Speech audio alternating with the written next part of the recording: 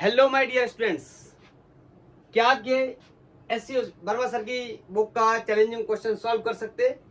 यहाँ पर velocity 3 metre per second है। यहाँ पर मेरे को बतानी है, ये कोई सिंपल पेंडुलम है और इसके थ्रेड की लेंथ 0.5 मीटर और एंगल 60 डिग्री है। अगर इस तरीके के चैलेंजिंग क्वेश्चन को सॉल्व करना है तो आज का टॉपिक हमारा बहुत ही इंपॉर्टेंट होने वाला है, and that is work energy theorem. Okay, तो आज हम काइनेटिक एनर्जी की बात करेंगे, मोमेंटम की बात करेंगे और उसके साथ साथ वर्क एनर्जी थ्योरम की बात करेंगे। और आपको एक क्वेश्चन का आंसर बताना है, मैंने क्वेश्चन होमवर्क में छोड़ रखा है। क्लियर? इस क्वेश्चन को भी सॉल्व करेंगे। तो आज के लिए हेडिंग लगाते बात करेंगे पहले काइनेटिक एनर्जी की। काइनेटिक एनर्जी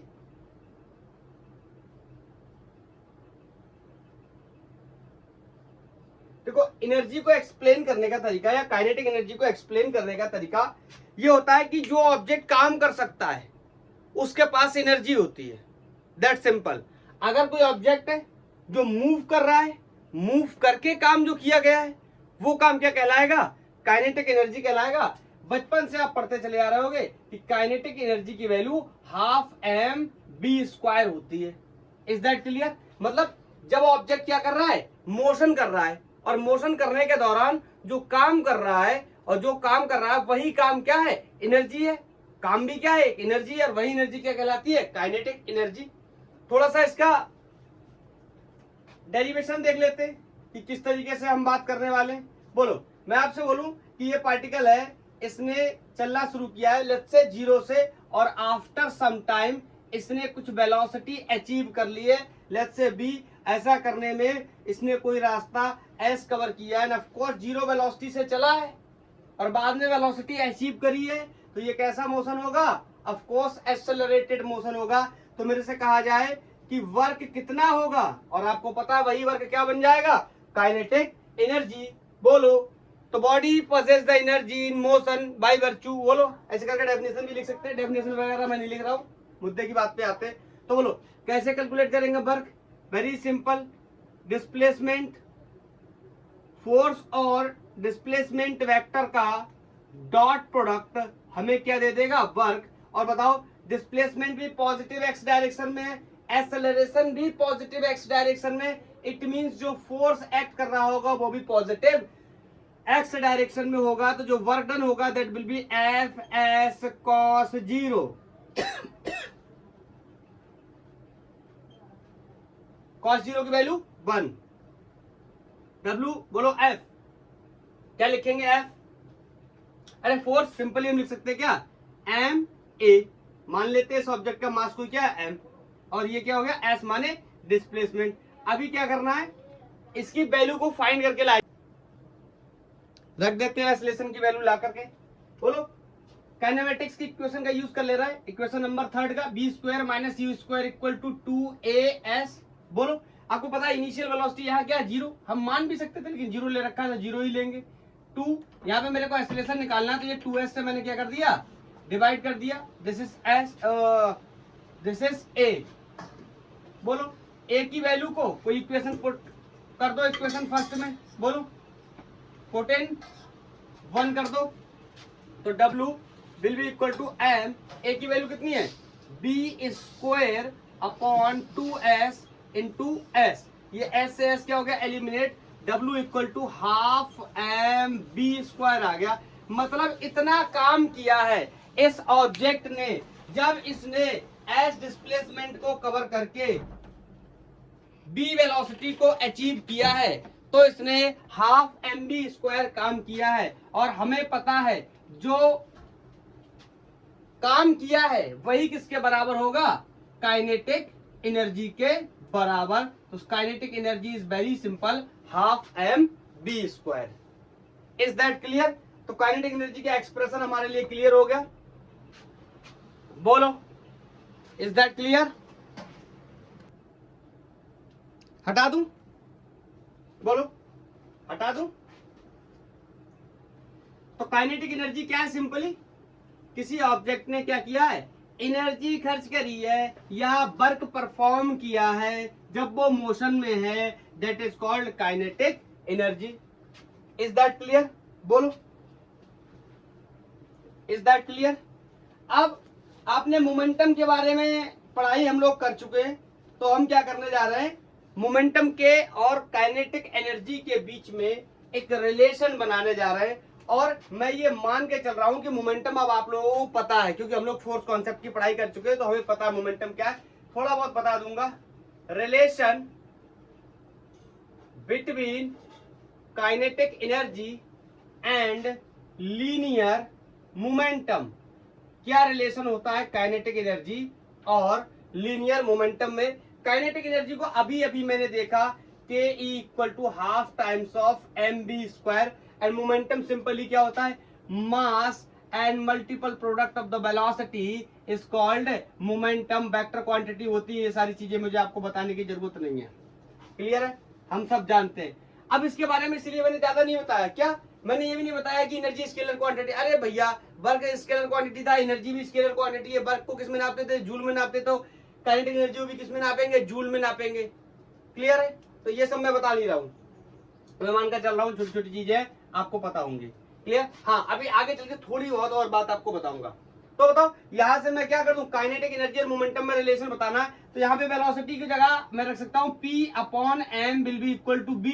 तो बोलो यहाँ B की जगह रख रहा हूँ काइनेटिक एनर्जी के E equal to half times of M, and B की वैल्यू कितनी हो गई, P अपॉन एम का क्या कर दूं, स्क्वायर। तो kinetic energy will be half M P square upon M square. एक एम से एक एम मर गया, kinetic energy is equal to P square upon 2m, या इसी को आगे ऐसे भी लिख सकता हूं कि P इक्वल टू 2m के ई। काइनेटिक एनर्जी स्क्वायर रूट लगा, स्क्वायर ले रहा हूं तो यहां रूट लगा दूंगा, हटा रहा हूं तो बोलो 2m के ई। ये हो गया हमारा काइनेटिक एनर्जी और मोमेंटम में रिलेशन। बहुत ही इंपॉर्टेंट है, ये आपको 11th में भी काम आएगा और क्लास 12th में भी काम आएगा।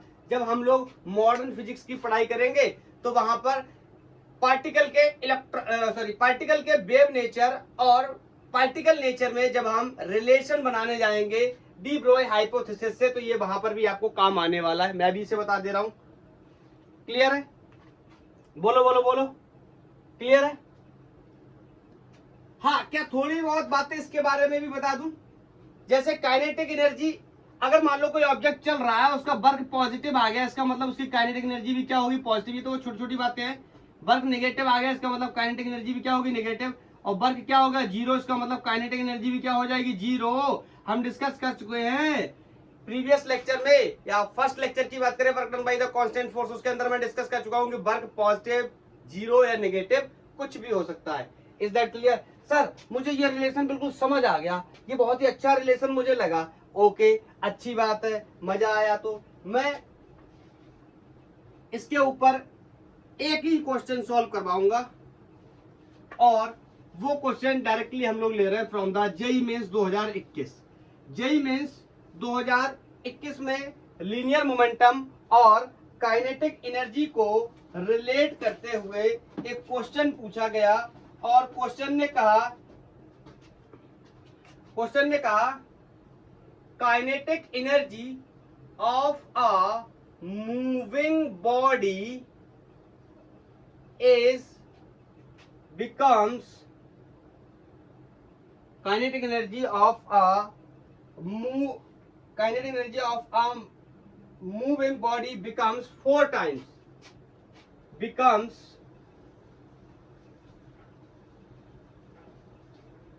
times, मेरे से बोला गया कि काइनेटिक एनर्जी पहले के मुकाबले 4 गुना हो गई, मतलब इनिशियल काइनेटिक एनर्जी और final kinetic energy is 4 times of initial kinetic energy.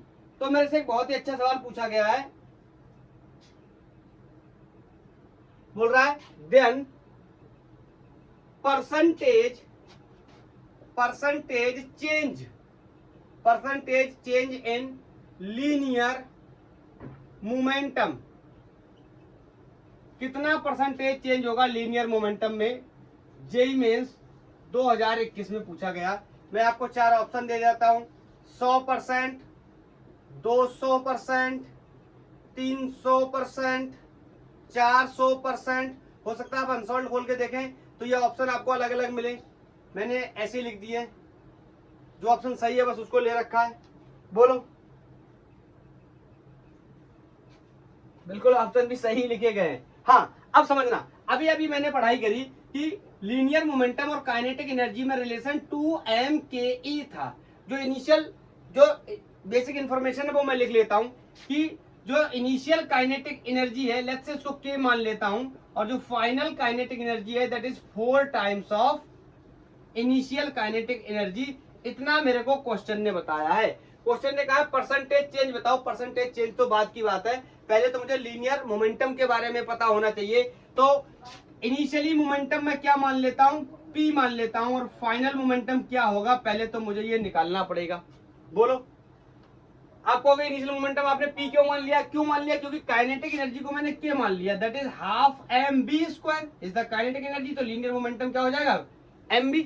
Clear. तो फाइनल मोमेंटम पहले मैं निकालता हूं इसकी हेल्प से। तो मैं यहां कह सकता हूं क्या, p2/p1, अगर मैं रेशियो लेना चाहूं तो ये हो जाएगा 2m k इनिशियल, बोलो, अपॉन 2m k फाइनल। मैं चाहता तो डायरेक्ट इनको काट कर रिलेशन बना सकता था, लेकिन मैंने ऐसा नहीं किया, मुझे कुछ बताना है। बोलो, तो यहां से 2m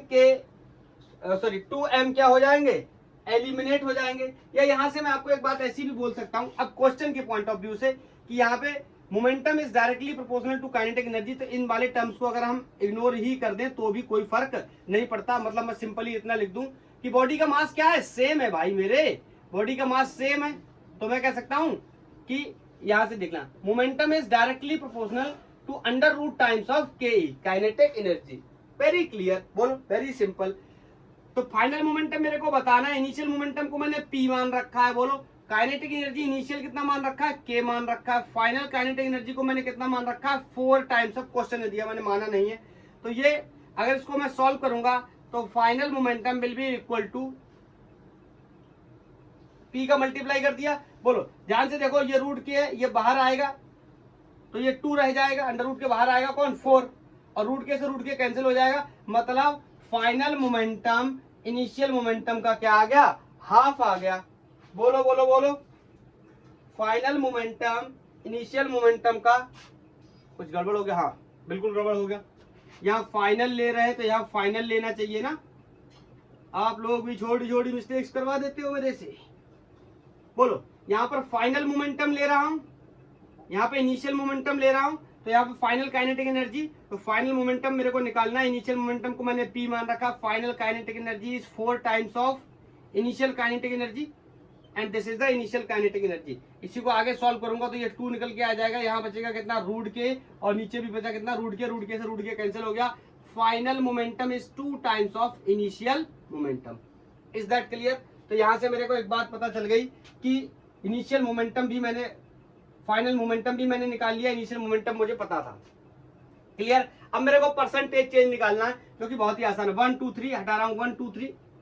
बोलो, परसेंटेज चेंज क्या होगा, percentage in change in linear momentum, percentage change in linear momentum.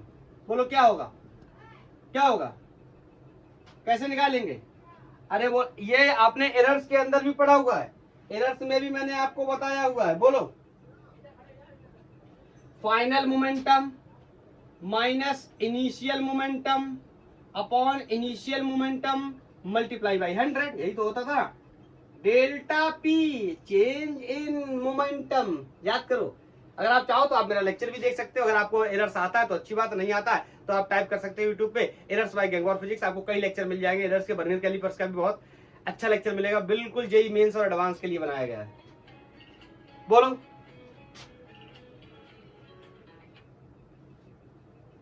तो यहां से रख देते हैं, final momentum is 2 times of initial momentum, initial momentum को p मान रखा है अपॉन p इंटू 100। बोलो, इज दैट क्लियर। तो चेंज इन मोमेंटम कितना हो जाएगा, ये कितना हो गया, p अपॉन p, अरे 2p माइनस p, तो कितना हो गया p इंटू 100। बोलो, p से p मर गया, कितना चेंज आ गया, 100%। Is that clear. बोलो, जेईई मेंस 2021 में पूछा गया था।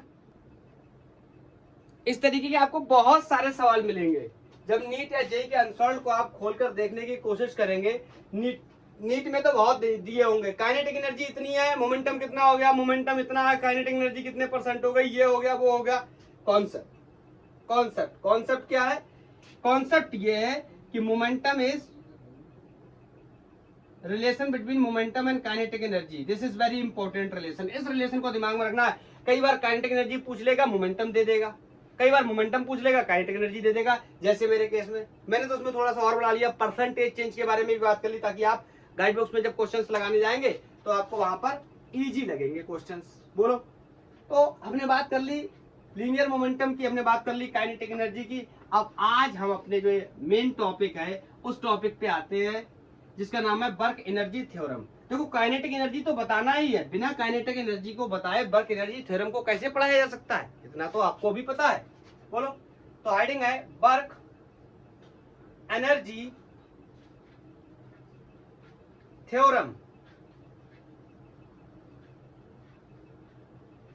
ध्यान से सुनना। देखो अलग अलग लोग अलग अलग तरीके से एक्सप्लेन करते हैं। मैं आपको एक लाइन में इसका एक्सप्लेनेशन पहले मैं बता देता हूं, इसका डेफिनेशन बता देता हूं, फिर मैं आपको एक्सप्लेनेशन करूंगा। Work done by net force on the body, ऐसे लिखो, work done by the net force will be equal to change in kinetic energy. Change in kinetic energy. This is the statement of work energy theorem. मैं यहाँ पे आपको एक चीज से चेतावनी देना चाहता हूँ, पहले बता देना चाहता हूँ, ये बहुत ही इंपॉर्टेंट बात लिखी हुई है नेट फोर्स।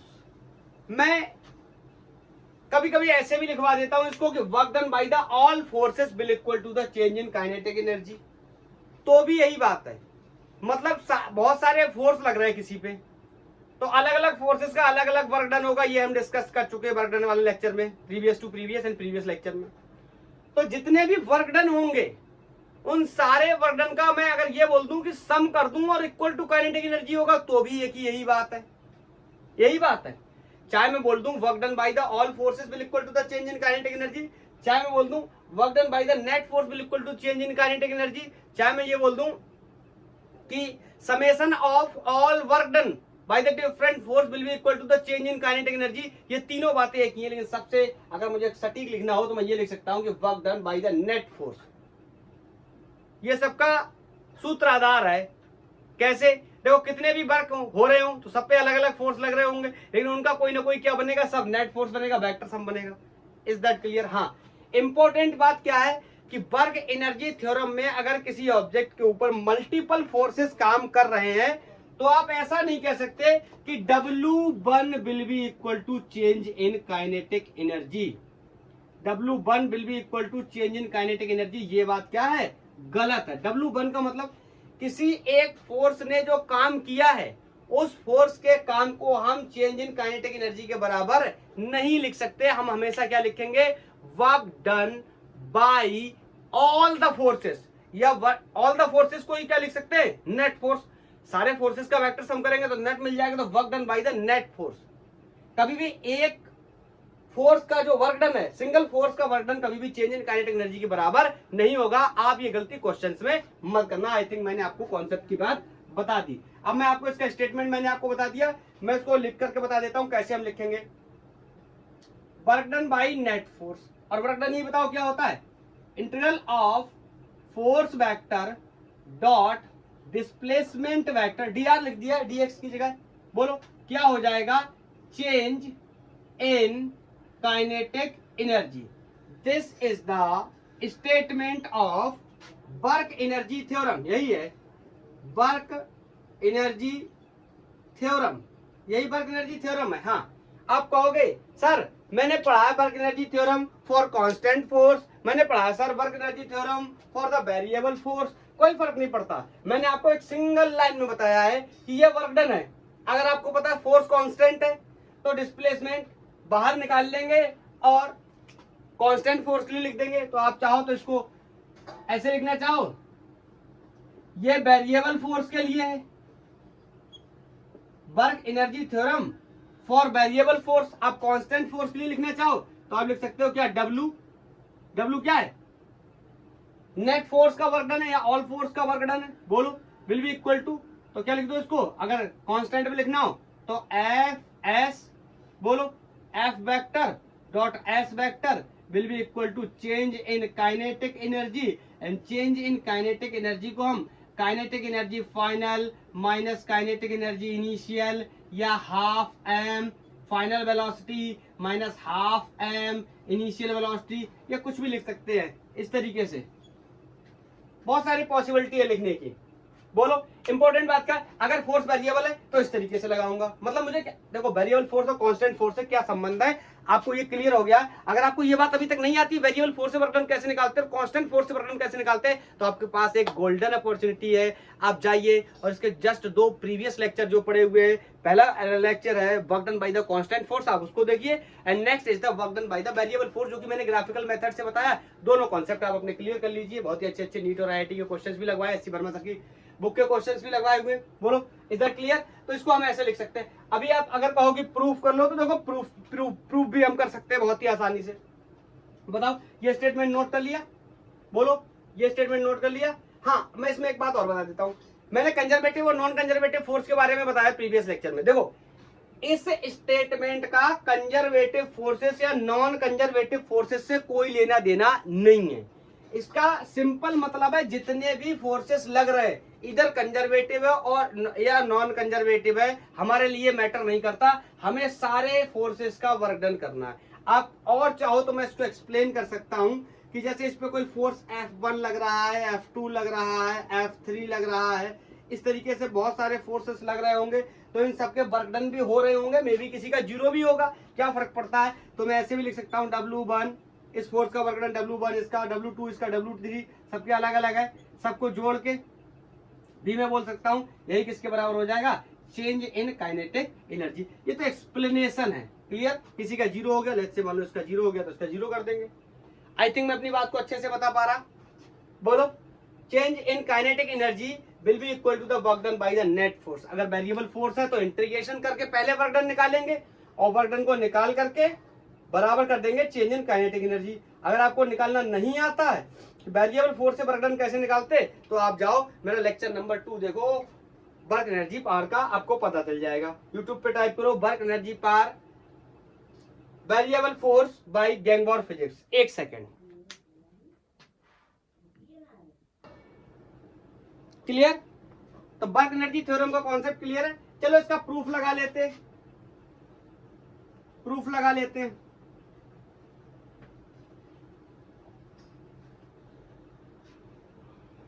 सारे फोर्सेस के द्वारा किया गया work done will be equal to change in kinetic energy, means kinetic energy final minus kinetic energy initial.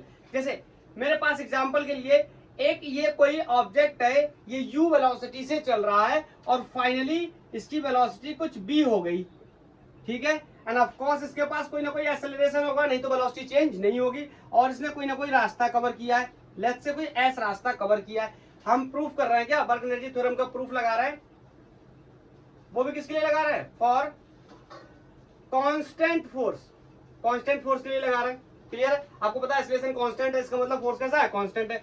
तो मैं इक्वेशन नंबर 3 का यूज कर सकता हूं, v square minus u square equal to 2as। बहुत ही आसान है इसको प्रूफ करना, कोई खास मुझे तो लगता नहीं कोई दिक्कत है। अरे बताओ, मेरे को इसको हाफ एम बी स्क्वायर बनाना है, इसको हाफ एम यू स्क्वायर बनाना है, इसका मतलब मल्टीप्लाई, क्या करूं, multiply half M in both side. बोलो, बोथ साइड में हाफ एम का मल्टीप्लाई कर दे रहा हूं। This is going to be half M B square, this is going to be half M U square, and this is going to be half M, देखो ये क्या है 2as है, तो थोड़ा सा ऐसा करके लिख लेता हूं, हाफ एम, ठीक है। ये क्या बन जाएगा, फोर्स, आपको पता है ये बन जाएगा क्या, फोर्स एम ए। ये एस क्या बन जाएगा उसके साथ में, डिस्प्लेसमेंट। बोलो बोलो बोलो बोलो, कोई डाउट, बोलो बोलो बोलो, इज एनी प्रॉब्लम, आगे बताऊं। आगे बताऊं, अरे इसमें ये 2 छूट गया, एक सेकेंड, ये 2 ऐसे लिख दिया अच्छा, 2as multiply by half m, is that clear. ये हाफ से हाफ मर गया, मेरे को बहुत ही क्लियर दिखाई देने लगा। ये क्या है, फाइनल वेलोसिटी है, ये क्या इनिशियल वेलोसिटी है, तो ये क्या हो जाएगी फाइनल का, अरे ये क्या है फाइनल वेलोसिटी, ये क्या इनिशियल वेलोसिटी, तो ये क्या हो जाएगा फाइनल काइनेटिक एनर्जी, बोलो माइनस ये क्या हो जाएगा इनिशियल काइनेटिक एनर्जी, बोलो ये 2 से 2 क्या हो गया मर गया, यहाँ कितना बचा MAS, ये क्या हो गया फोर्स, ये क्या हो गया एस क्या है डिस्प्लेसमेंट, और यहाँ पर फोर्स और डिस्प्लेसमेंट दोनों का डायरेक्शन क्या है सेम है, एंगल कितना है 0 डिग्री, इसका मतलब इसी को मैं क्या लिख सकता हूँ वर्क, तो kinetic energy final minus kinetic energy initial is equal to work done. यही तो मैं आपसे बार बार बोल रहा हूँ कि work done by the net force will be equal to change in kinetic energy, this is the concept of work energy theorem. ये समझ गया प्रूफ, बाकी इंग्लिश वगैरह आप अपने आप से लिख लेना, अभी अपन बहुत छोटे क्लास में नहीं पढ़ाई कर रहे हैं। Is that clear, is that clear, बोलो अगर वेरिएबल फोर्स के लिए करना हो तो क्या कर सकता हूं, बोलो यही प्रूफ करना हो वेरिएबल फोर्स के लिए, वैसे करना नहीं चाहिए ज्यादा ये सब, लेकिन अब इतना बताया है तो थोड़ा सा और सही। वेरिएबल फोर्स के लिए तो वर्क डन कैसा लिख दूंगा, वेरिएबल वर्क डन कितना हो जाएगा F डॉट ds, बोलो फॉर वेरिएबल फोर्स, बताओ ऐसे लिख सकते हैं। फिर इसमें ऑफ कोर्स दिखाई दे रहा है एंगल कितना कर लेंगे 0 डिग्री, तो W work done will be equal to F ds cos 0, बार बार एक ही बात बताऊं अच्छा नहीं लगेगा, समझ रहे हो। अब यहाँ क्या है, यहाँ ds रास्ता कवर करके जा रहा है क्योंकि फोर्स एक्सेलरेशन a नहीं है, बोलो फोर्स क्या है वेरिएबल फोर्स है, मतलब इंक्रीज भी कर सकता है डिक्रीज भी कर सकता है, वेरिएबल फोर्स है तो वेरिएबल डिस्प्लेसमेंट होंगे, लेकिन हम मान लेते हैं, आपको पता है ना, मान लेते हैं इस ds में फोर्स की वैल्यू क्या रहने वाली है F रहने वाली है, मतलब होता फोर्स वेरिएबल है लेकिन इस डिफरेंशियल लेंथ में हम क्या मान लेते हैं उसको कांस्टेंट मान लेते हैं कि इसमें वैल्यू चेंज नहीं होगी, क्यों, क्योंकि ds तकरीबन 0 के बराबर होता है, मतलब टेंड करता है 0 की तरफ। तो बोलो इज दैट क्लियर, मेरे हिसाब से कोई डाउट नहीं होना चाहिए। और बाकी हमारा फोर्स की वैल्यू को हम लिख सकते हैं क्या F इक्वल टू MADS, और सबको पता है एक्सेलरेशन को मैं क्या लिख सकता हूं, बोलो DVO dt ds, अरे बोलो मेरे भाई is that clear, is that clear. छोटू सा वर्णन है सर, छोटू सा आपने W लिख दिया, कोई बात नहीं छोटू सा कर लो, छोटू सा कर लो, बोलो बोलो बोलो बोलो। अब ध्यान से देखो dW will be equal to m, बोलो ध्यान से देखो, अगर मैं इसको ये देखो ये ds अपॉन dt, ये क्या बन गया वेलोसिटी, ये क्या होगा v, बोलो क्लियर है। तो यहां से छोटा सा work done dW is equal to mv, is that clear, बोलो। अब क्या कर देंगे, ऐसे ही इस ds सेगमेंट का निकल जाएगा, फिर इसका निकालेंगे, इसका निकालेंगे, इसका निकालेंगे, इसका निकालेंगे, इसका निकालेंगे, सर सबका निकालेंगे, सर सबका बदला लेगा रे तेरा फैजल, बोलो बोलो क्या कर देंगे, इंटीग्रेट कर देंगे, बोलो इंटीग्रेट कर देंगे, और इंटीग्रेशन सबको पता है, बोलो मास क्या है कांस्टेंट, इसको क्या कर लो बाहर खींच लो, बोलो मास क्या है कांस्टेंट, इसको बाहर खींच लो, तो dW will be equal to m integration of b dv। ऐसा कोई भी मेरा स्टूडेंट नहीं है जिसे इसका इंटीग्रेशन ना आता हो,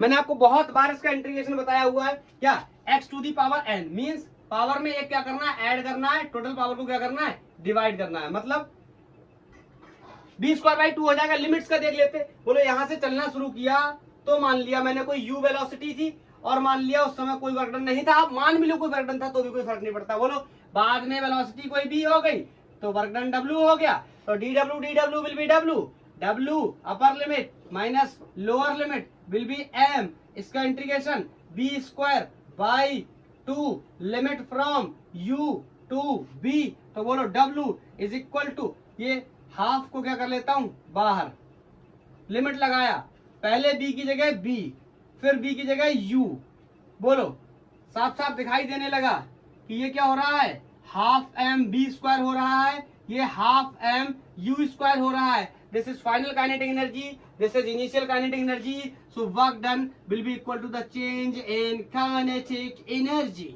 this is for variable force. इसीलिए मैंने आपको एक लाइन में बताया था, एक लाइन में मैंने आपको जो कॉन्सेप्ट बताया था ना, मैंने बोला था कि work done by net force will be equal to F D R. D R क्या, डिस्प्लेसमेंट वेक्टर है.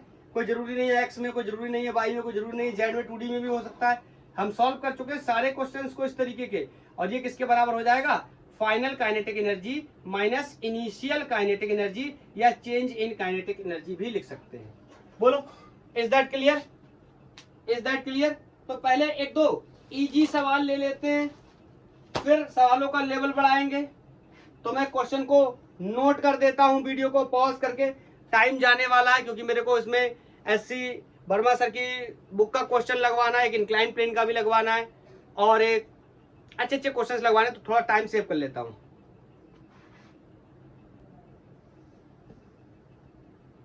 ये क्वेश्चन है, बोल रहा है कि शॉर्ट है, ट्रेवल कर रहा है at the rate of 100 metre per second, it just pierce a plank of 4 centimetre. मतलब अगर मैं बोल दूं कि ये कोई प्लैंक है 4 सेंटीमीटर का, तो शॉर्ट मतलब कोई बुलेट वगैरह इसके अंदर से क्या कर रही है, जस्ट पियर्स कर रही, मतलब बाहर निकल जा रही, मतलब इसको क्या कर रही है, ब्रेक कर जा रही है, निकल जा रही है. डिस्प्लेसमेंट भी कितना कह सकते हैं, 4 सेंटीमीटर कह सकते हैं. बोलो कह रहा है what is the velocity required to just pierce the plank of 9 centimetre. मेरे से बोल रहा है कि अगर इस बुलेट को 100 मीटर पर सेकेंड से फेंका गया था या फायर किया गया था, और ये इस 4 सेंटीमीटर के प्लैंक को, तख्ते को चीरती है, तो बताइए 9 सेंटीमीटर का तख्ता चीर दे, 9 सेंटीमीटर के प्लैंक को क्या कर दे, पियर्स कर दे, तो बताइए हम उसे कितनी वेलोसिटी से प्रोजेक्ट करेंगे, सॉरी कितनी वेलोसिटी से शॉट को छोड़ेंगे. बोलो इज दैट क्लियर.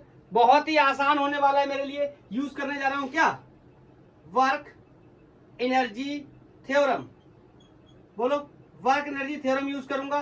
बोलो मैं क्या कह सकता हूं, वर्क डन जो किया गया होगा वो किसके बराबर होगा, चेंज इन काइनेटिक एनर्जी के बराबर होगा. तो पहले उसकी काइनेटिक एनर्जी 0 रही होगी, बाद में हाफ एम बी स्क्वायर हो गई होगी. मतलब मैं कह सकता हूं इसके लिए, दोनों के लिए अलग अलग बात कर रहा हूं, बीच में लाइन खींच दे रहा हूं, इस साइड इसके लिए बात कर रहा हूं. तो यहाँ हो जाएगा W will be equal to change in kinetic energy for this, and W will be equal to the change in kinetic energy for this object.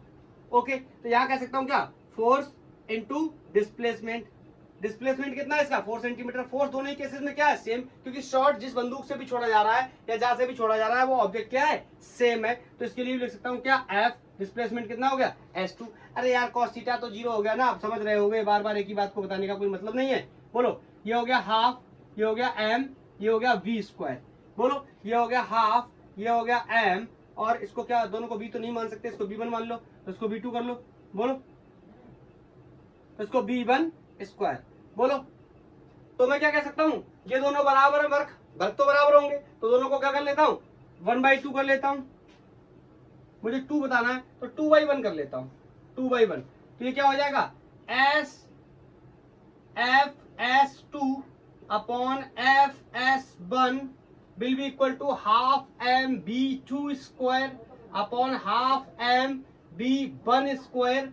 F से F मर गया, हाफ M से हाफ M मर गया. इसका मतलब B2 upon B1 is equal to root S2 upon S1.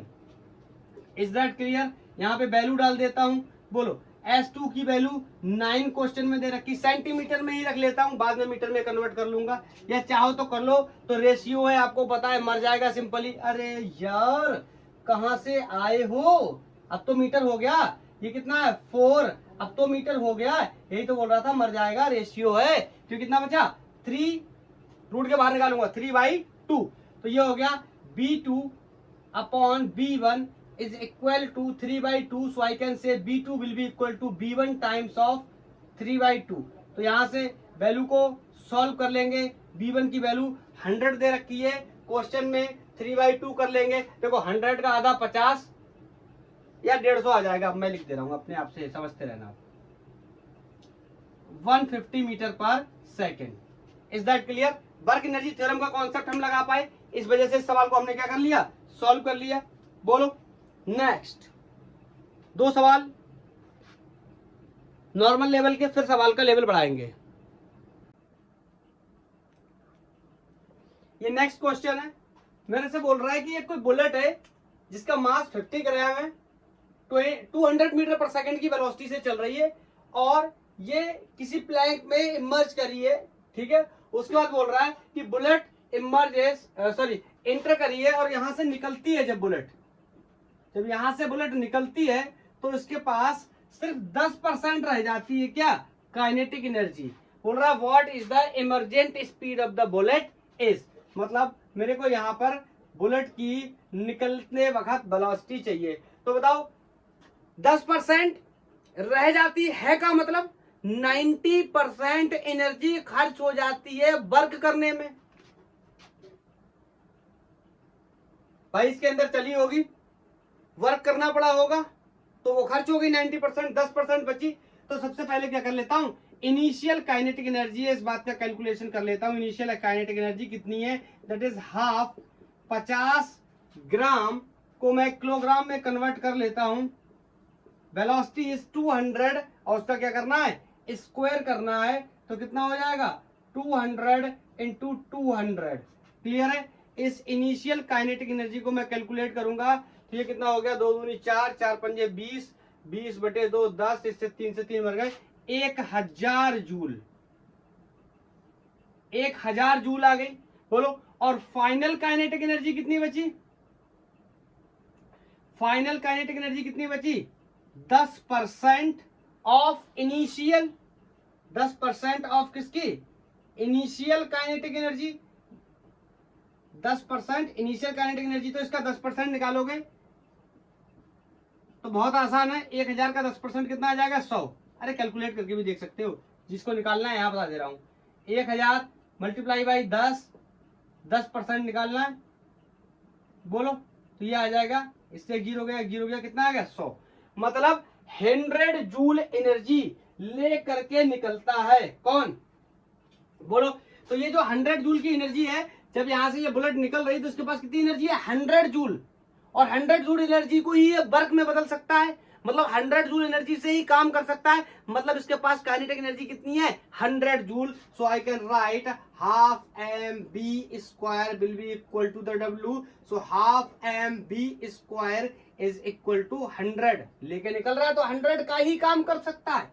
Work energy theorem का principal use करने के बाद हमें ये पता चला, v इक्वल टू ये हो गया 200, इसके अंदर मल्टीप्लाई कर दिया, डिवाइड बाई 50 ग्राम से किलोग्राम में कन्वर्ट कर लेंगे, और v स्क्वायर है तो यहां से ये कटा 20 4, तो ये ऊपर गया 10 टू द पावर 3, तो ये हो गया 4 इंटू 10 टू द पावर -3।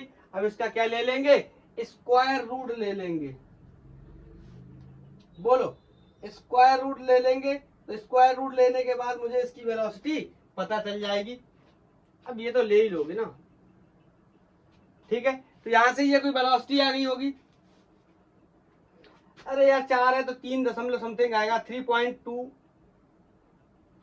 आ जाएगा, ठीक है। क्लियर? मेरी बात को ध्यान से सुनना, मैं एक बात यहां पे आपको बताना चाहता हूं। बताओ इनिशियली वेलोसिटी, ना ये गड़बड़ हो गया, ये 40, ये 63.2 मीटर पर सेकेंड, एक सेकेंड, ठीक है। अब मेरी बात को ध्यान से सुनना, काइनेटिक एनर्जी का लॉस कितना हो गया, 90%, मतलब 10% एनर्जी बची, और एनर्जी का और सॉरी वेलोसिटी का या स्पीड का कितना लॉस हुआ, बोलो शुरुआत में थी 200 और 200 से हो गई कितनी 63.2, और काइनेटिक एनर्जी 1000 से कितनी रह गई 100, मतलब काइनेटिक एनर्जी में 90% लॉस हो गया। लेकिन वेलोसिटी में अगर आप देखो या स्पीड में देखो कि वेलोसिटी या स्पीड कितनी रिड्यूस हुई है, परसेंटेज में कैलकुलेट करोगे तो अप्रॉक्स 68% आ जाएगा। आप चाहो तो निकाल के देख लो कि कोई वैल्यू 200 से 63.2 रह गई तो कितने परसेंट का लॉस हुआ, आपको पता चल जाएगा 68%। तो कुछ लोगों के दिमाग में यह भ्रम रहता है कि वेलोसिटी काइनेटिक एनर्जी 90% लॉस हो गई है तो वेलोसिटी भी 90% लॉस हो जाएगी, ऐसा कोई जरूरी नहीं है। इस क्वेश्चन के माध्यम से हमने ये बात क्लियर कर ली। बोलो, इज दैट क्लियर? अब अपना एससीबी वाला क्वेश्चन ले लेते हैं, जिस क्वेश्चन से हमने शुरुआत की थी। बोलो,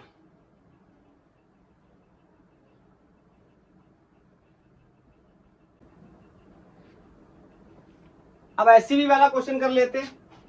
क्वेश्चन को मैं नोट कर देता हूं पहले। A pendulum is passing from lowest point से पास कर रहा है, तो मेरे से बोल रहा है a pendulum is passing from the lowest point with speed v not या with speed 3 metre per second लिख देता हूं, 3 मीटर पर सेकेंड। और मेरे को ऑफकोर्स क्या करना है, बताना है स्पीड कहां पे, बताना है कि what will be speed when pendulum makes 60 degree angle with vertical. ठीक है, और मैं कुछ गिवन इंफॉर्मेशन दे रहा हूं, जैसे पेंडुलम का जो लेंथ है वो 0.5 मीटर है, ग्रेविटी की वैल्यू जरूरत पड़ जाने पे 10 मीटर पर सेकेंड स्क्वायर का हम इस्तेमाल कर लेंगे। तो मैं इसका एक डायग्राम बना लेता हूं। बोलो, ये कोई पेंडुलम यहां से मैंने पहले मान लिया ये कोई मीन पोजीशन पे है, फिर यहां से पेंडुलम को मैंने छोड़ा, तो बोलो क्या करेगा, ऑफकोर्स यहां से पास करके जाएगा, यही तो क्वेश्चन ने बोला, पढ़ो ना, यहां से पास करके जाएगा। और जब यहां से पास करके जाता है तो फिर से बोलो ऐसे ऊपर जाएगा, फिर आएगा, तो ये कहानी तो चलती रहेगी इस तरीके से। तो मान लेता हूं कि जब यहां से चला था तो इसकी वेलोसिटी कितनी है v नॉट, और यहां पे पहुंचा होगा तो वेलोसिटी कितनी होगी v1। कब, तब ये एंगल कितना हो गया होगा 60 डिग्री। ठीक है, मैं इसको थीटा मानकर ही ट्रीट करूंगा। पहले फॉर्मूला बना लेंगे, एल्जेब्रिक डेरिवेशन कर लेंगे, उसके बाद उसमें सारी वैल्यूज को क्या कर देंगे, पुट कर देंगे। बोलो, अब मेरे लिए सवाल है कि मैं इसको कैसे सॉल्व करूंगा, मेरे को ये v1 बताना है। तो आप बताओ, मैं वर्क एनर्जी थ्योरम का यूज कर सकता हूं, वर्क एनर्जी थ्योरम का यूज कर सकता हूं। बोलो, मैं कहूं इस पे जितने भी फोर्सेस लग रहे हैं उन सब का वर्क डन आप किसके बराबर कर दो, चेंज इन काइनेटिक एनर्जी के बराबर कर दो। ये एससीबी वाला क्वेश्चन ये शायद मैंने बता दिया होगा। बोलो, बराबर कर दो तो क्या होगा, आपको पता है इस तरीके से वेट नीचे की तरफ, टेंशन ऊपर की तरफ, यहां पर इस तरीके से टेंशन, तो यहां पर इस तरीके से वेट नीचे की तरफ। बोलो, ऑफ कोर्स इसके कंपोनेंट वगैरह ये सब बनाते हैं हम लोग, आपको पता ही है। बोलो, तो यहां पर जब पहुंचा तो मेरे को स्पीड बतानी है, तो मैं कह सकता हूं कि दो इसमें फोर्स लग रहे हैं, सिंपली मेरे को दिखाई दे रहा है कौन, टेंशन और ग्रेविटेशनल फोर्स। तो work done by tension force plus work done by gravitational force will be equal to change in kinetic energy. मैंने यहां से छोड़ा है, पेंडुलम पास करा, मतलब यहां से छोड़ा है, तो ये फाइनल हो गया। This is going to be half M B not square final kinetic energy minus half M B one square initial kinetic energy. बोलो, वर्क डन बाई टेंशन, चलो सबके पहले एक्सप्रेशन लिख लेता हूं, एफ एस कॉस थीटा। बोलो, तो मैं क्या लिखूंगा, देखो मैंने आपको पहले भी बता रखा है कि टेंशन एक इंटरनल फोर्स होता है जिसका वर्क डन क्या होता है, जीरो। या तो आप ऐसे समझ लो, या फिर आप ऐसे भी समझ सकते हो कि पेंडुलम कुछ क्या हो गया, ऊपर गया है,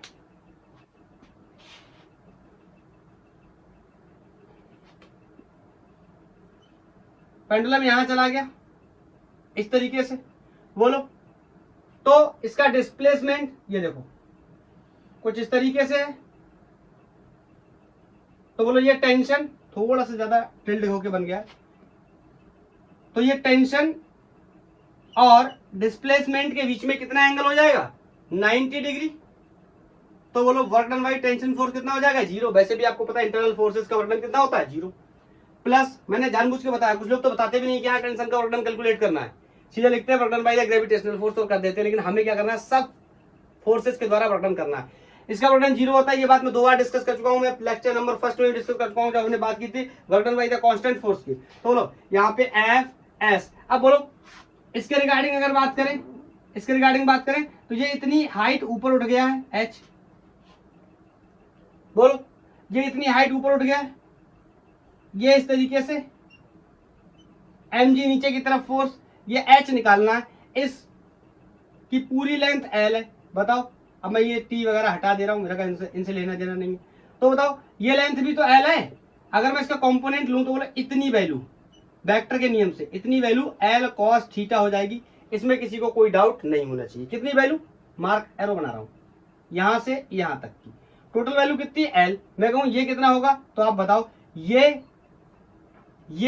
प्लस ये इसके बराबर होगा, इसका मतलब L cos theta plus H किसके बराबर हो जाएगा, एल के बराबर हो जाएगा। मेरे को यहां से एच की वैल्यू निकालनी है, तो H will be L minus L cos theta, और यहां से मैं अगर कॉमन ले लूं L, this is going to be 1 minus cos theta. Of course 60 degree दे रखा है, बाद में ट्रीट करेंगे उसको, ठीक है।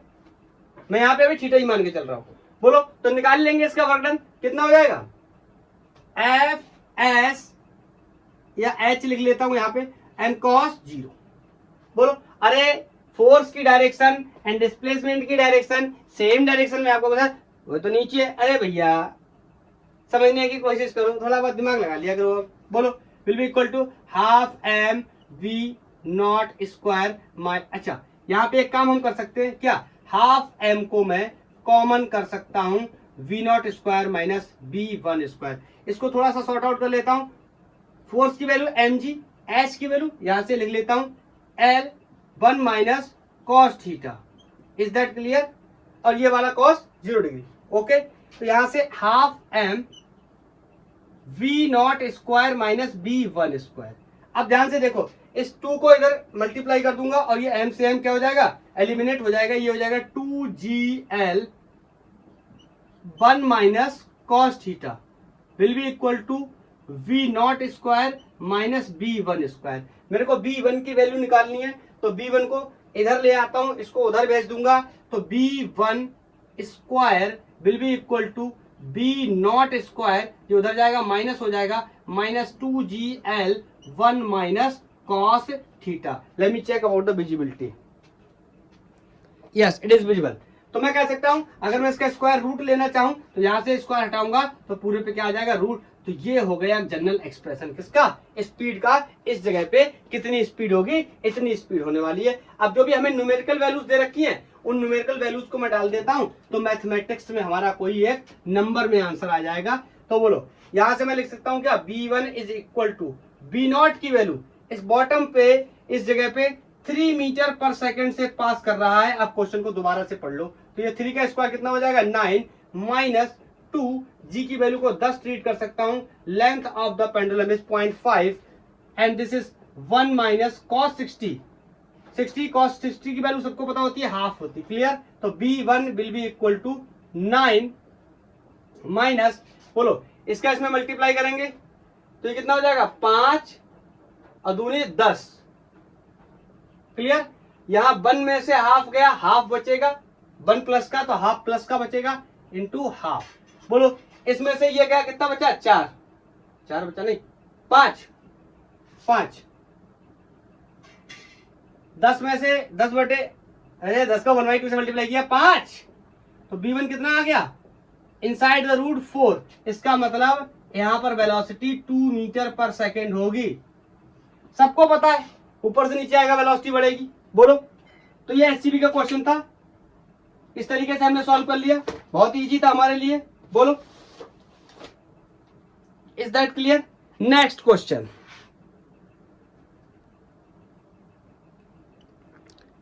ये नेक्स्ट क्वेश्चन है, इसके कई सारे पार्ट्स को हम पहले भी सॉल्व कर चुके हैं, लेकिन वर्क एनर्जी थ्योरम लगा रहे हैं तो उस हिसाब से भी इसको यहाँ पे डिस्कस कर लेते हैं। मेरे से बोल रहा है कि ये कोई ब्लॉक है जो इंक्लाइंड प्लेन पे रखा हुआ है, इसका एंगल ये कोई थीटा है, तो बताइए ये कोई लेंथ 10 मीटर है, मतलब यहाँ से यहाँ तक का रास्ता कोई 10 मीटर है, तो 3-4 बातें मेरे को बतानी है। वर्क अगर ये लास्ट में एनर्जी नहीं पूछता बॉडी की, तो ये क्वेश्चन हम यहाँ सॉल्व नहीं करवाते, क्योंकि इन सब बातों के बारे में हम पहले से ही डिस्कस कर चुके हैं। मैं थोड़ा सा फास्ट फॉरवर्ड में बताऊंगा इसको। बोल रहा है work done by the gravitational force, पहला पार्ट बता रहा है, कह रहा है work done by the gravitational force on the round trip. वैसे अगर आपको प्रीवियस लेक्चर आपने देखा हो, फर्स्ट लेक्चर में मैंने आपको बताया है कि conservative and non conservative forces वाले लेक्चर में मैंने आपको बता रखा है कि work done by the conservative forces on the round trip कितना होता है, 0। और मैंने आपको बता रखा है कि ग्रेविटेशनल फोर्स कैसा होता है, कंजर्वेटिव फोर्स होता है। तो work done by the conservative force on the round trip कितना हो जाएगा, 0। तो इसका आंसर होगा कितना, 0। आप कहोगे सर मुझे करके बता दो, चलो एक बार करके बता देता हूं।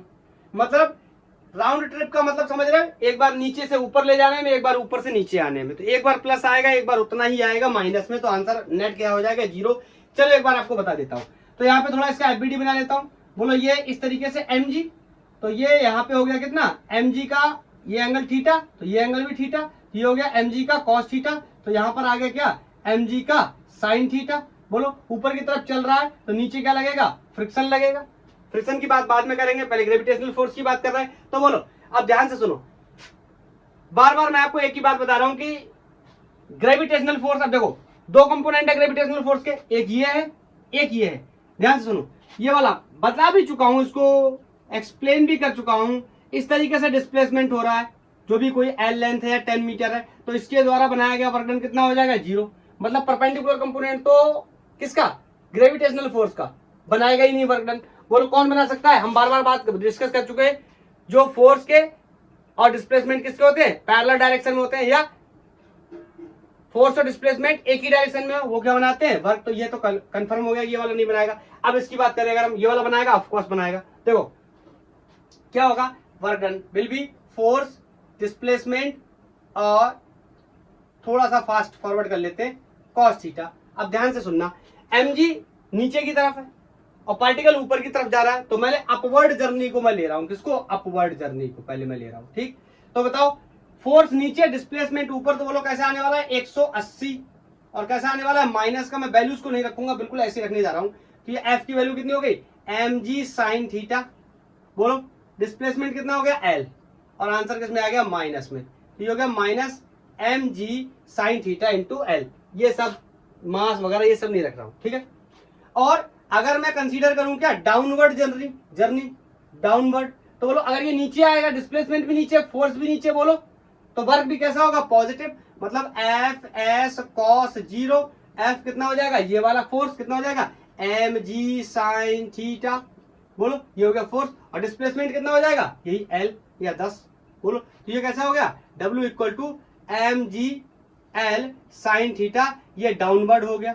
बोलो मुझसे कह रहा है राउंड ट्रिप पे बताओ, तो मतलब टोटल वर्क डन कितना हो जाएगा, डाउन में प्लस अप में। अब आप देख सकते हो ये टोटल वर्क डन कितना आ जाएगा, 0। ज्यादा एक्सप्लेनेशन की आवश्यकता नहीं है। ये किसमें है, माइनस में, ये किसमें, प्लस में। वैल्यू कितनी है, सेम। तो ये पहला पार्ट सॉल्व हो गया। या इसका दूसरा तरीका भी मैंने आपको बताया था कि वर्क डन राउंड ट्रिप में कंजर्वेटिव फोर्सेस का 0 होता है, ग्रेविटेशनल फोर्स एक कंजर्वेटिव फोर्स होता है, तो मैंने पहले भी बताया। दूसरा इसके बारे में भी हम डिस्कस कर चुके हैं। अच्छा ये क्या है, अप्लाइड फोर्स, एफ के बारे में बात कर रहा है। तो बोलो एफ का निकाल लेंगे, एक बार ऊपर जाने में, एक बार नीचे आने में। तो मैं लगाता हूं क्या, W equal to F S cos 0। तब कौन सी कंडीशन ले रहा हूं, अपवर्ड ले रहा हूं, ठीक है, ऊपर जा रहा है। तो बताओ डिस्प्लेसमेंट भी ऊपर और फोर्स भी ऊपर। तो मैंने यहां पर लिख दिया, तो W फोर्स क्या है, कोई एफ है, वैल्यू हो सकता है इसकी डीओ में, अलजेब्रा में सॉल्व कर ले रहा हूं। एस कितना है, 10 है, तो मैं एफ एस ही ले रहा हूं, ये वैल्यू आ गई पॉजिटिव। क्लियर। अब ध्यान से सुनना, जब डाउनवर्ड की बात करूंगा, तो क्या होगा, फोर्स लग रहा है ऊपर, और एक सेकेंड मुझे यहां पर उसको भी तो कंसीडर करना चाहिए, फ्रिक्शन को भी तो कंसीडर करना चाहिए। और इसमें राउंड में नहीं बताना है, इसमें किसमें बताना है, सिर्फ अपवर्ड जर्नी में बताना है। बोलो तो क्या करेंगे, तो पहले तो हमें पता है कि वर्क क्या होता है, फोर्स डिस्प्लेसमेंट का डॉट प्रोडक्ट, या इसी को हम एफ एस कॉस थीटा लिख सकते हैं। तो देखो अब ये ऊपर लेके जाएंगे, अल्टीमेट पार्टिकल का मोशन कहाँ है, ऊपर की तरफ, क्योंकि इसने बोल रखा है अपवर्ड जर्नी है, और डिस्प्लेसमेंट भी कहाँ, ऊपर की तरफ। इसका मतलब ये एंगल तो कितना होने वाला है, 0। इसका मतलब हमें लिखना है क्या, एफ एस। एफ क्या है, नेट फोर्स। नेट फोर्स कौन सा है, बोलो ए ऊपर लेके जा रहा, ये नीचे रोक रहा, बराबर। इन दोनों को करेंगे तभी तो नेट फोर्स आएगा, और जो नेट फोर्स की वैल्यू आएगी उसी को हम रख देंगे। Is that clear. तो पहला यहाँ पे मैं निकालने चला क्या, नेट फोर्स, तो मैं कहूंगा एफ लेके जाएगा। बोलो एफ के क्या करेगा, रोकेगा। बोलो बोलो बोलो, अरे ऐसे ही तो करते थे हम, नेट फोर्स निकालते थे। बोलो ऐसे ही तो निकालते थे नेट फोर्स, बताओ मेरे को, बोलो बोलो। और बताओ, और बताओ। ये mg sin थीटा भी तो है। देखो जब पार्टिकल ऊपर की तरफ चलने की कोशिश करेगा तो नीचे की तरफ फ्रिक्शन लगेगा, ये तो कंफर्म है। बोलो, तो ये भी मैं कह सकता हूं क्या, ये भी कैसा, माइनस का mg sin थीटा, ये हो गया नेट फोर्स। बोलो, या इसको मैं ऐसे भी लिख सकता हूं कि F इक्वल टू एफ के, ये इधर जाके दोनों प्लस में हो जाएंगे। बोलो बोलो बोलो। अब यहाँ पे कांस्टेंट वेलोसिटी से चल रहा है, एक्सेलरेशन के बारे में कोई इन्फॉर्मेशन नहीं है, तो मैंने क्या मान लिया, एज एम ए होता था, याद है ए क्या है, 0, तो इसका मतलब क्या हो गया, 0। क्लियर। तो एफ के ये हो गया mg sin थीटा प्लस का। अब सारी वैल्यूज को रख लेता हूं। बोलो एफ के की value mu times of normal reaction होती है, mg sin थीटा। बोलो नॉर्मल रिएक्शन की वैल्यू निकालना यहाँ मेरे लिए बहुत ही आसान है। बोलो ये इस तरीके से ऊपर की तरफ नॉर्मल रिएक्शन लग रहा होगा, तो वर्टिकली नॉर्मल रिएक्शन किसको बैलेंस कर लेगा, mg cos थीटा को। तो यहाँ से मैं रख देता हूँ mu times of normal reaction की वैल्यू mg cos थीटा। कुछ मत लेना कैसे, प्रीवियस लेक्चर्स देखो बहुत कुछ बताया हुआ है, mg sin थीटा। ये हो गया क्या, टोटल फोर्स। बोलो अब यहाँ पे रख देता हूँ इसकी वैल्यू, डिस्प्लेसमेंट कितना, s या 10, आप जो भी रख लो उससे आपको आंसर मिल जाएगा। तो w is equal to will be mu mg cos theta plus mg sin theta. ये वैल्यू किसकी हो गई, फोर्स की, और डिस्प्लेसमेंट की वैल्यू कोई क्या है, s है। बोलो कोई डाउट है, जो भी वैल्यूज दे रखी होंगी उन वैल्यूज को न्यूमेरिकली आंसर क्या कर देंगे, न्यूमेरिकली उन वैल्यूज को पुट कर देंगे और हमारा आंसर आ जाएगा।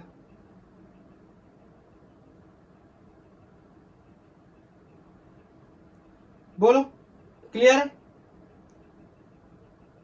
अगर आप इसका न्यूमेरिकली आंसर निकालना चाहते हैं तो मैं आपको वैल्यूज बता देता हूं। ये जो मास है, ये पहले मैं देख लूं विजिबल है, हाँ है विजिबल। ये जो मास है ये 0.3 kg का है, आप न्यूमेरिकली वैल्यू निकाल लेना। 0.3 kg का है। कोफिशिएंट ऑफ फ्रिक्शन की वैल्यू मेरे को दे रखी है 0.15। कोफिशिएंट ऑफ फ्रिक्शन की वैल्यू 0.15 दे रखी है। बोलो, और ये जो हाइट है ना, ये भी दे रखी है, ये 5 है। अगर मतलब आपको एंगल नहीं दिया तो एंगल निकालना पड़ेगा, तो आप निकाल लोगे। अरे ये 10 है, ये 5 है। बोलो तो ये कितनी आ जाएगी, 10 का स्क्वायर माइनस 5 का स्क्वायर। बोलो यहाँ पे लिख लेंगे। या साइन थीटा या कॉस थीटा निकालना है तो उसकी वैल्यू भी निकाल लेंगे। कॉस क्या होता है, बेस अपॉन हाइपोटेनस। साइन क्या होता है, परपेंडिकुलर अपॉन हाइपोटेनस। तो साइन की वैल्यू कितनी आ जाएगी, हाफ, मतलब कॉस थीटा। एंगल की वैल्यू कितनी आ गई, 30 डिग्री। ऐसे भी समझ सकते हैं, जैसे भी आप समझो। क्लियर। साइन थीटा लगाएंगे, साइन थीटा क्या होता है, परपेंडिकुलर अपॉन हाइपोटेनस। तो 5/10 कितना आ गया, आधा, मतलब हाफ वैल्यू कितनी होती है, 30 डिग्री की। ठीक है, तो ऐसे भी निकाल सकते हैं। अब कॉस की वैल्यू आपको निकालनी है तो आप साइन से कॉस की वैल्यू भी निकाल सकते हैं। ये आपको पता है, ये आपको पता है, ये आप निकाल सकते हैं। This square minus this square बराबर, बोलो ऐसे रूट के अंदर करके ये सब निकल आ गया। ये सब बहुत बेसिक बात है। तो हाँ, ये मेरा आंसर हो गया, ये तो मेरा आंसर हो गया। आप अगर मैथमेटिकली कोई गणित का नंबर निकालना चाहते हैं तो म्यू की वैल्यू डाल देंगे। Mass of the particle is given 0.3। बोलो कॉस थीटा की वैल्यू आप निकाल लेंगे, क्योंकि साइन थीटा की वैल्यू हमें पता है। या थीटा की वैल्यू मैंने रखी दी है 30, तो कॉस 30 की वैल्यू आप रख देंगे। बोलो यहाँ से सब कुछ निकल आएगा। बोलो, और मैथमेटिकली ये आंसर आ जाएगा। और मैं आपको मैथमेटिकली ये आंसर बता देता हूं, आप मेरे को बता देना कि इतना आया या नहीं आया। 18.5 जूल, जी की वैल्यू 9.8 ट्रीट करना। ठीक है, और बताना हाँ या ना, चिल्लाना। आ गया सर, आ गया। ओके, तो ये हो गया दूसरा पार्ट। अभी मेरा क्या है, तीसरा पार्ट। बोल रहा है work done by friction force बताओ। सिर्फ किसका बताना है, फ्रिक्शन फोर्स का बताना है। अभी आप कोई मेरे से ये सवाल मत पूछ लेना कि सर जब भी आप फ्रिक्शन फोर्स की बात करते हो तो आप सिर्फ फ्रिक्शन फोर्स लगाते हो, लेकिन जब ये एजेंट की बात करते हो तो ये फ्रिक्शन क्यों लगा लिया भैया। चलेगा तो तभी पार्टिकल जब ये फ्रिक्शन का फोर्स मैं इसमें क्या करूंगा, इन्वॉल्व करूंगा। बोलो तीसरा पार्ट है। और वैसे मैं इसके बारे में मैं आपको बता भी चुका हूं कि वर्क डन कितना होगा, एफ एस कॉस थीटा। बोलो जब पार्टिकल ऊपर जाएगा फ्रिक्शन नीचे लगेगा, डिस्प्लेसमेंट ऊपर होगा, मतलब ये कैसा आएगा, माइनस का, मतलब एंगल कितना होगा 180। बोलो कब, जब अपवर्ड जाएगा। अरे यार और जब डाउनवर्ड जाएगा तो भी ये माइनस एफ एस ही होगा। पूछो क्यों पूछो क्यों, क्योंकि जब पार्टिकल नीचे आएगा तो फ्रिक्शन कहां लगने लगेगा, ऊपर। लेक्चर नंबर फर्स्ट में मैंने बताया हुआ भी है। लेक्चर नंबर फर्स्ट निकल जाता है बार बार मुंह से। Conservative and non conservative force, lecture number 3 में मैंने बताया है कि work done by the friction force कितना हो जाता है, राउंड ट्रिप में दोगुना हो जाता है, दोगुना। चाहो तो यहां से भी करके देख लो। बोलो तो टोटल वर्क डन कितना हो जाएगा, टोटल वर्क डन ऊपर जाने में माइनस एफ एस, नीचे आने में माइनस एफ एस, तो W T equal to -2 times of F S. अब वैल्यू आप सारी रख दो। बोलो -2 फ्रिक्शन, एफ मतलब फ्रिक्शन, एफ के रख दो। फ्रिक्शन की value mu times of normal reaction into displacement. Normal reaction की वैल्यू अभी मैंने निकाली थी, ये होगा म्यू। नॉर्मल रिएक्शन की value M G cos theta, अरे यार अभी तो निकाली थी, M G cos theta into S. गणित में सब वैल्यू भर देना, आंसर आ जाएगा। बोलो 2 पता है, कोएफिशिएंट ऑफ फ्रिक्शन की वैल्यू कितनी है 0.15, mg cos थीटा की वैल्यू कितनी है 30, s की वैल्यू कितनी है 10। जब आप ये सारी वैल्यूज को न्यूमेरिकली पुट करने जाओगे तो ये आंसर आ जाएगा हमारा -7.6 जूल। ठीक है, -7.6 जूल। Is that clear. अब चौथा पार्ट, पहला सवाल, दूसरा सवाल, तीसरा सवाल, चौथा। इस सवाल की वजह से मैंने ये क्वेश्चन यहाँ पे कराया, अदरवाइज मैं ये क्वेश्चन यहाँ पे कराता ही नहीं। क्यों नहीं कराता, मुझे पहले से पता है। इन सारी चीजों को हम डिस्कस कर चुके हैं। लेक्चर नंबर किसी को फर्स्ट में किया, किसी को सेकंड में किया, किसी को थर्ड में किया। बोलो अब मेरे से कह रहा है टोटल काइनेटिक एनर्जी इसकी कितनी होगी। अच्छा एक बात आप मेरे को बता दो, वर्क एनर्जी थ्योरम का प्रिंसिपल क्या कहता है कि काइनेटिक एनर्जी या काइनेटिक एनर्जी का जो चेंज होगा वो टोटल वर्क डन के बराबर होगा।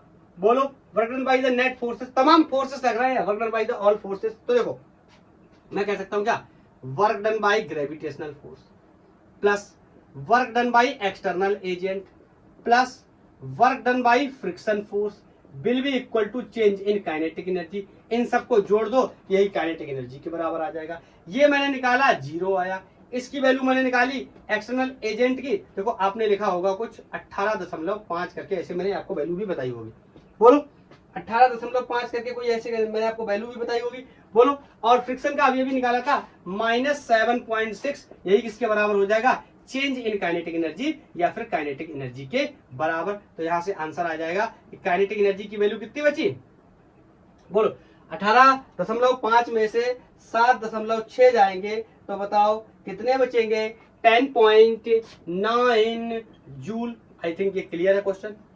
बोलो बिल्कुल क्लियर है। बोलो तो इस तरीके से भी हम क्वेश्चंस को सॉल्व करेंगे। अब देखो मैंने कांस्टेंट फोर्स के तो कई सारे क्वेश्चन करा दिए, जैसे ये वाला क्वेश्चन, पेंडुलम वाला क्वेश्चन, और पहले जो 2 क्वेश्चंस थे जिनमें हमने वर्क एनर्जी थ्योरम का यूज किया था, किससे, कांस्टेंट फोर्सेस की वजह से। अभी मैं एक क्वेश्चन लेने जा रहा हूं, वर्क एनर्जी थ्योरम पे ही काम करेंगे और एक वेरिएबल फोर्स से वर्क एनर्जी थ्योरम लगाएंगे। वेरिएबल फोर्स का वर्क डन कैसे कैलकुलेट करते हैं हमें पता है, लेक्चर नंबर 2 देख सकते हैं आप। ठीक है, तो उसके लिए मैं क्वेश्चन बोर्ड पे नोट करता हूं।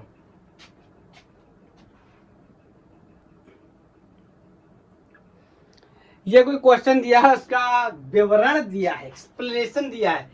बोल रहा है कोई एक मास है 1 kg का, मूव कर रहा है on the horizontal surface with speed v1 equal to 2 metre per second, enters in a rough surface, मतलब स्मूथ सरफेस से डायरेक्ट रफ सरफेस पे आ गया, आपको पता फोर्स क्या हो जाएगा, वेरी कर जाएगा।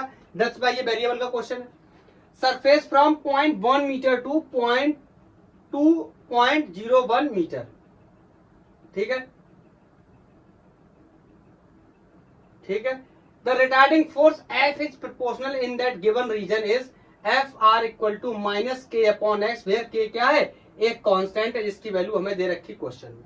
आगे सुनना, कह रहा है ये फ्रिक्शनल फोर्स x की वैल्यू जब 0.1 से ज्यादा है और x की वैल्यू जब 0.1 से ज्यादा है, 2.01 से क्या है, कम है, तो ये प्रोपोर्शनल है। अदरवाइज ये 0 आपको पता है, जब स्मूथ में आ जाएगा तो फ्रिक्शन की वैल्यू, इससे पहले भी क्या है स्मूथ सरफेस और इसके बाद भी क्या है स्मूथ सरफेस। देखो ऐसा हुआ, सुनना, चल रही गाड़ी स्मूथ सरफेस है, यहाँ पे अचानक से एक पैच पड़ा हुआ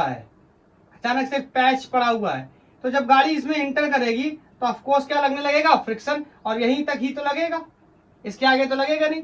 इसके आगे की सिचुएशन मतलब एक्स, ये बैंड सिर्फ कितने बीच का है, x इक्वल टू 0.1 मीटर से x इक्वल टू 2.01 मीटर तक का है, ठीक है। तो उससे पहले भी स्मूथ, उसके बाद भी स्मूथ, तो उससे पहले फ्रिक्शन फोर्स की वैल्यू 0, उसके बाद भी फ्रिक्शन फोर्स की वैल्यू 0। यही बात इस क्वेश्चन में बताई गई है कि friction will be 0 for x, अगर क्या है लेस देन है इससे, इसका मतलब यहाँ है स्मूथ की बात कर रहा है, या फिर x ग्रेटर देन है इससे, इसका मतलब बाद की बात कर रहा है। Is that clear?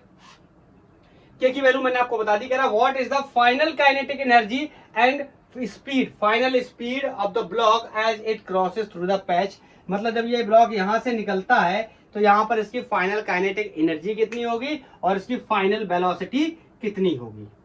क्लियर? अब मैं इस पूरे क्वेश्चन को हटा देता हूं, मुझे सॉल्व करने के लिए जगह भी चाहिए, जो इंपॉर्टेंट डेटा है मैं उसको यूज कर लूंगा, आपने नोट कर लिया होगा, ठीक है।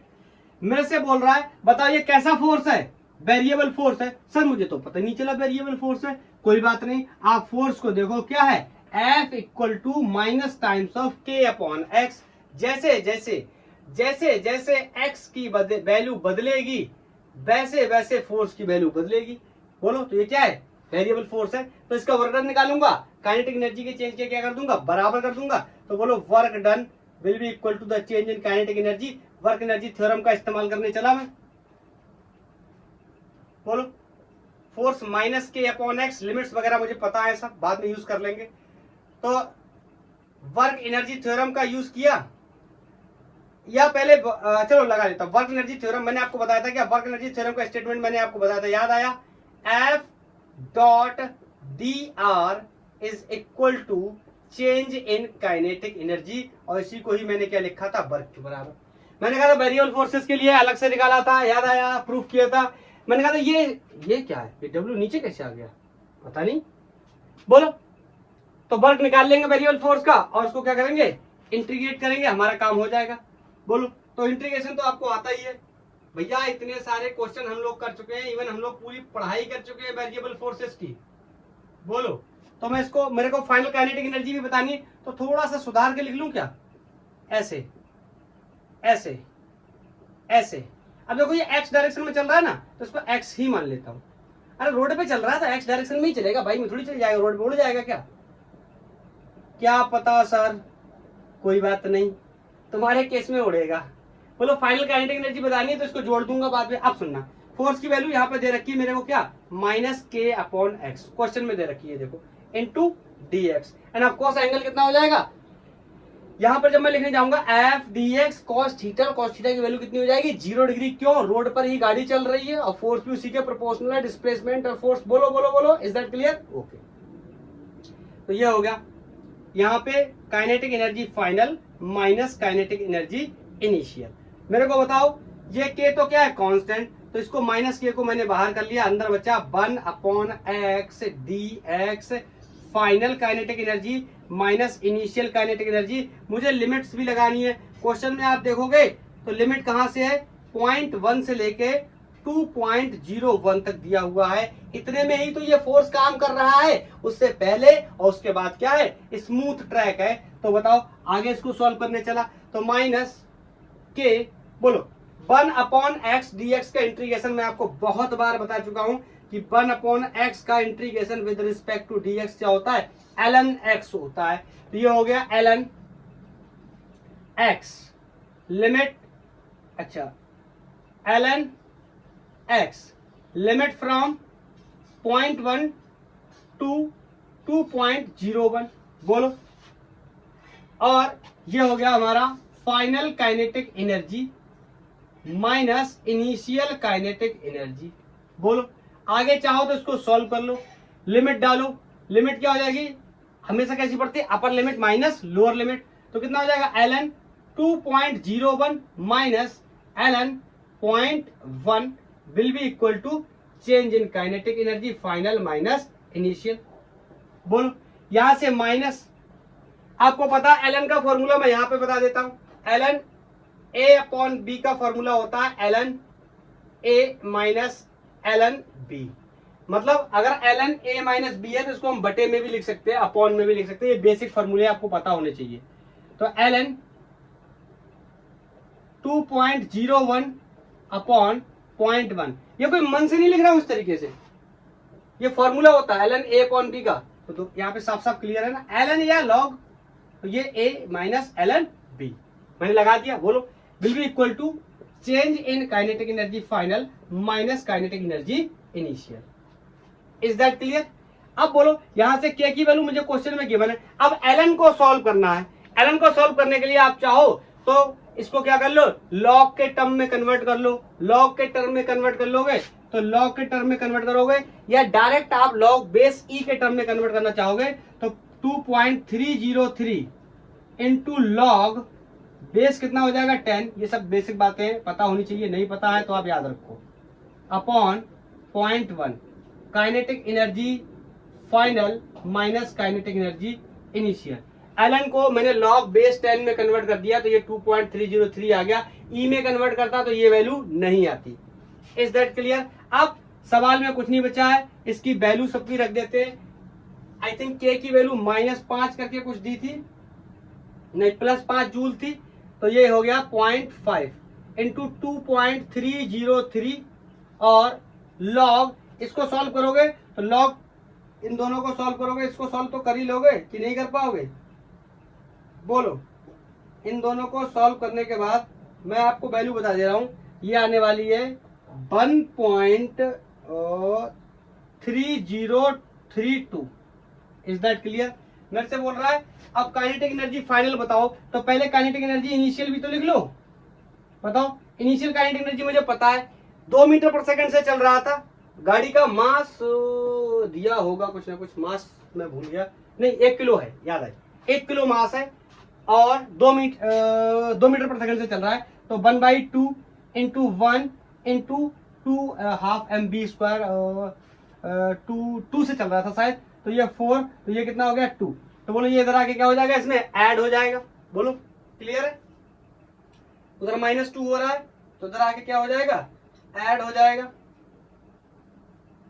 बोलो, तो ये ऐड हो जाएगा इधर आके, तो ये हो जाएगा 2, इधर आया 2 माइनस, अब देखो इन सब का गुणा करना है, ये सब आपका काम है, ठीक है, इन सब का मल्टीप्लाई करना है, ये सब आपका काम है। और मल्टीप्लाई करने के बाद ये वैल्यू कितनी आएगी इसको बताना मेरा काम है, और ये 1.5 आ जाएगी, और यहां से फाइनल काइनेटिक एनर्जी मुझे पता चल जाएगी कितनी, अरे 2 में से 1.5 गए, 0.5 जूल या हाफ जूल।